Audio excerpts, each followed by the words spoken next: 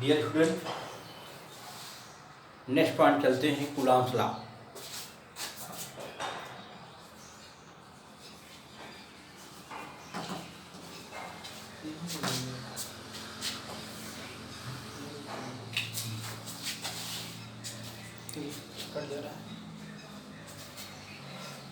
Coulomb's law, Coulomb's law first time ये देखेंगे कि जो हम लोग कूलॉम्स लॉ, कूलॉम्स ने जो लॉ दिया है इनका क्या रिलेशन है,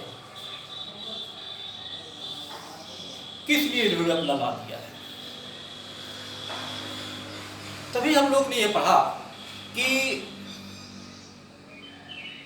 जो चार्ज पार्टिकल्स होते हैं, चार्ज पार्टिकल्स के बीच इलेक्ट्रोस्टैटिक फोर्स लगता है। अब यहाँ पे चार्ज पार्टिकल के बीच इलेक्ट्रोस्टैटिक फोर्स जो लग रहा है,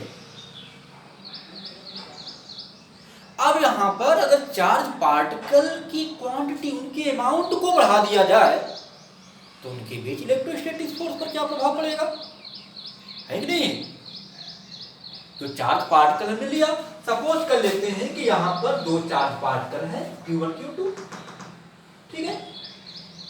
अब यहाँ पर ये 2Q1 है सपोज, या तो चलिए ये 2Q है या 5Q है, ठीक है। पहले तो अब दोनों सेम चार्ज हैं तो रिपल किए। अब यहाँ पे इसको इंक्रीज करके हम कर दिए कितना 4Q और इसको कर दिए 10Q। तो अब इनके बीच जो फोर्स लगेगा वो किस पर डिपेंड करेगा, ठीक है, वो किस पर डिपेंड करेगा ये देखना है हमको। तो यहां पर जो चार्ज है, इन चार्ज की क्वांटिटी के अमाउंट को हम इंक्रीज कर देंगे तो ऐसे केस में इनके बीच लगने वाला इलेक्ट्रोस्टैटिक फोर्स बढ़ जाएगा। यही कूलॉम बताए। कूलॉम ने बताया कि जब चार्ज को बढ़ा दिया जाए, इंक्रीज किया जाए, तो ऐसे केस में इनके बीच लगने वाला जो इलेक्ट्रोस्टैटिक फोर्स होता है वह इलेक्ट्रोस्टैटिक फोर्स कम हो जाता है, सॉरी बढ़ जाता है।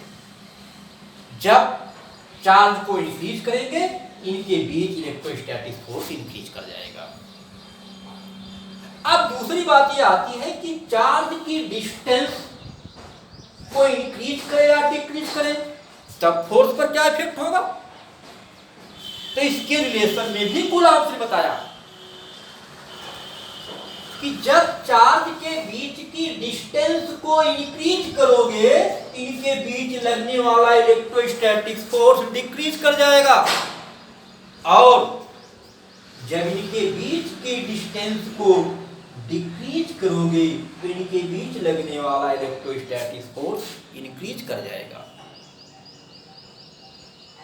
इसका मतलब यह है कि कूलॉम्स ने बताया कि जब चार्ज को इंक्रीज कर दोगे तो इनके बीच इलेक्ट्रोस्टैटिक फोर्स इंक्रीज कर जाता है, और जब इनके बीच की डिस्टेंस को इंक्रीज करोगे इलेक्ट्रोस्टैटिक फोर्स डिक्रीज कर जाएगा।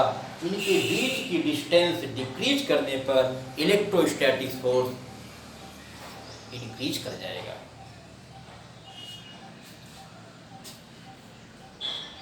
यही कूलॉम्स लॉ है। कूलॉम्स ने जो अपना लॉ दिया है यही दिया है कि जब चार्ज को इंक्रीज करेंगे तो इलेक्ट्रोस्टैटिक फोर्स इंक्रीज कर जाएगा, और चार्ज की डिस्टेंस जब इंक्रीज करेंगे तो इलेक्ट्रोस्टैटिक फोर्स डिक्रीज करेगा। जब इनके बीच की डिस्टेंस डिक्रीज करेंगे इलेक्ट्रोस्टैटिक फोर्स इंक्रीज कर जाएगा। यही लॉ है कूलॉम्स का। अब इसको सिस्टमेटिक ढंग से हम कैसे डिफाइन करेंगे।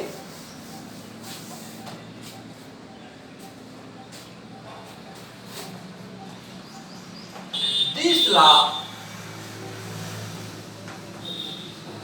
State that the electrostatic force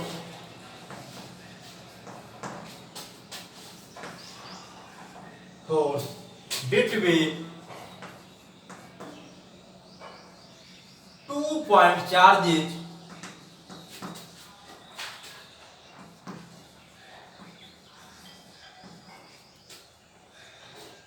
this law states that the electrostatic force between 2 point charges is directly proportional to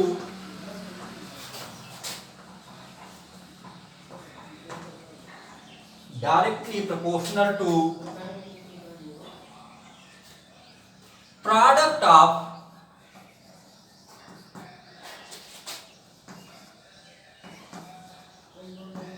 their charges and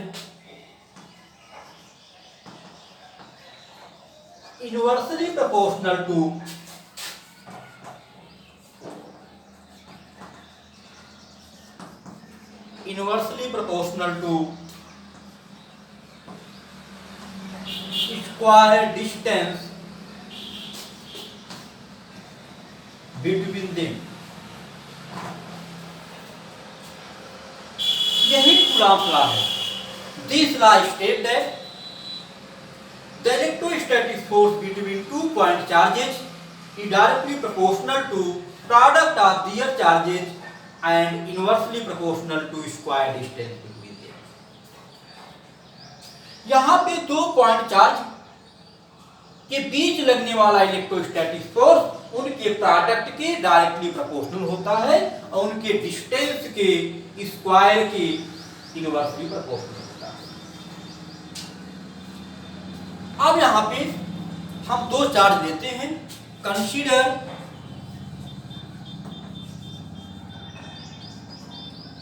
two point charges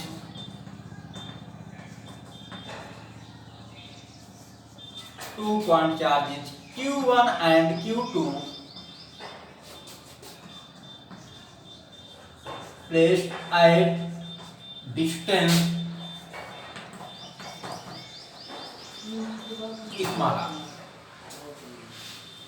Consider 2 point charges Q1 and Q2 placed at distance small r. हम consider कर लेते हैं कि 2 point charge हैं, Q1 है और Q2 है, जो एक दूसरे से स्मॉल r डिस्टेंस पर है.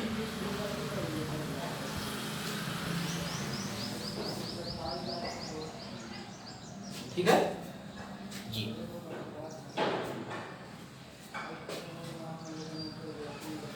अब इनके बीच फोर्स जो होगा according to Coulomb's law, electrostatic force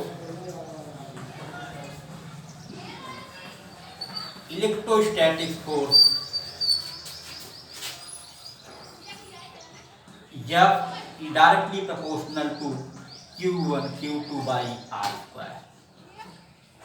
clear करिएगा. यहाँ पे प्रोपोर्शनल टू, अब यहाँ पे Q1 Q2 ये डायरेक्टली प्रोपोर्शनल है बट डिस्टेंस के इनवर्सली प्रोपोर्शनल है. इसको आप ऐसे भी राइट कर सकते हैं, या प्रोपोर्शनल टू Q1 Q2 या inversely proportional to R square. ठीक है.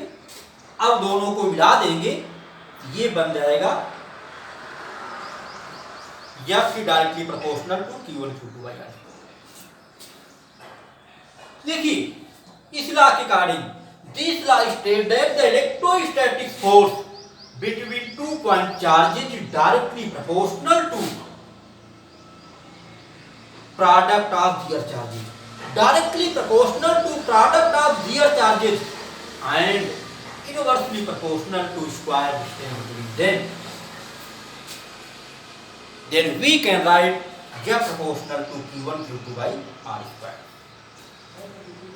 अब यहाँ पे जानते हैं कि जब प्रोपोर्शनलिटी का सिंबल हम रिप्लेस करते हैं तो वहां पे एक कांस्टेंट आता है.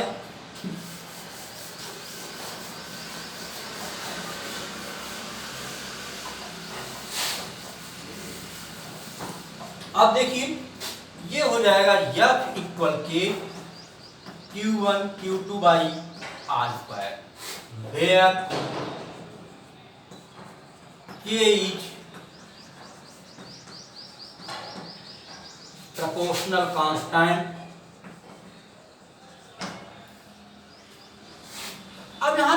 की वैल्यू होती है k equal 1/4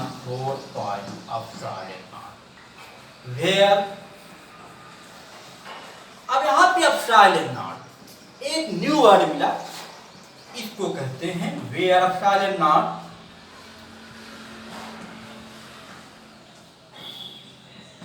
permittivity of free space. Free space जिसको वैक्यूम भी कहते हैं आप,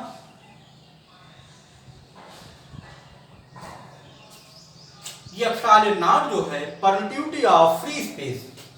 अब इसकी वैल्यू यहां पे हम पुट कर दें कि F equal 1/4 pi epsilon not Q1 Q2 by R square. ठीक है, ये मिल गया एक फार्मूला। अब इसकी भी वैल्यू होती है 1/4 pi epsilon naught equal 9 × 10⁹ newton metre square per coulomb. ठीक है, तब हम इसको ये भी ऐड कर सकते हैं, F equal 9 × 10⁹ Q1 Q2 by R square. ठीक है, ये कैलकुलेशन में इस पर कई न्यूमेरिकल लगते हैं, उस न्यूमेरिकल से हम ये सॉल्व कर सकते हैं। वहां पे Q1 Q2 दिया रहेगा, R दिया रहेगा, F कैलकुलेट कर लेंगे। कभी कभी जो है यहाँ पे फोर्स दिया रहेगा, चार्ज दिए रहेंगे, उनकी डिस्टेंस निकाल लेंगे। ठीक है, तो ये था कूलॉम लॉ। ठीक है स्टूडेंट।